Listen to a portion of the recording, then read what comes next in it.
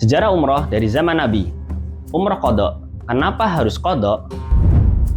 Apa itu umroh qadha? Mengapa umat Islam perlu melakukannya? Bukankah kalau sudah tertunda, kita bisa saja membatalkan? Ternyata jawabannya tidak sesederhana itu. Umroh qadha adalah umroh pengganti yang dilakukan untuk menunaikan ibadah yang sebelumnya tertunda karena halangan yang sah. Dalam sejarah Islam, contoh paling jelas adalah ketika Rasulullah SAW dan para sahabat dihalangi masuk Mekah pada tahun ke-6 Hijriah dalam peristiwa Hudaybiyah. Mereka sudah berihram, sudah membawa hewan kurban, tapi kaum Quraisy menutup jalan menuju Ka'bah. Perjanjian Hudaybiyah pun ditandatangani, dan salah satu isinya adalah Rasulullah SAW serta kaum muslimin harus kembali ke Madinah tanpa menunaikan umroh, tapi diperbolehkan datang tahun berikutnya. Maka setahun kemudian pada tahun ke-7 Hijriah Rasulullah SAW bersama sekitar 2000 sahabat menunaikan umroh qadha. Disebut qadha karena sifatnya adalah pengganti dari ibadah umroh yang sempat tertunda tahun sebelumnya. Secara tata cara umroh ini sama persis, niat ihram dari miqat, tawaf mengelilingi Ka'bah, sa'i antara Safa dan Marwah, lalu tahallul. Bedanya adalah konteksnya. Ia dilakukan sebagai bentuk pemenuhan janji dan mengganti ibadah yang terlewat.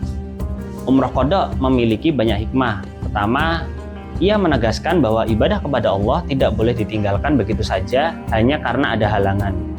Kalau tertunda, harus dicari jalan agar tetap terlaksana. Kedua, peristiwa ini menunjukkan kesabaran Rasulullah SAW. Beliau tidak memaksakan masuk ke Mekah dengan perang, melainkan sabar untuk menunda. Ketiga, umroh qadha memperlihatkan bagaimana umat Islam sangat menghormati perjanjian. Meski perjanjian Hudaybiyah terasa berat di awal, kaum muslimin tetap menepatinya, dan Allah jadikan itu sebagai jalan kemenangan.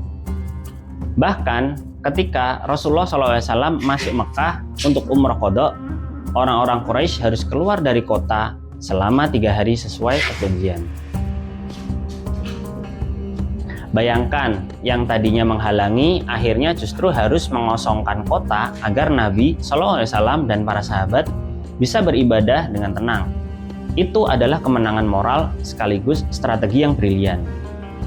Umroh qadha juga mengajarkan bahwa ibadah bukan sekedar ritual, tapi juga tentang disiplin, konsisten, dan penghormatan terhadap janji. Rasulullah SAW memberi teladan. Kalau sebuah ibadah tertunda karena alasan syar'i, jangan sampai hilang, tapi ganti di waktu yang memungkinkan. Selain umroh qadha, Rasulullah juga melakukan umroh dari Ji'rana setelah kembali dari Perang Hunain.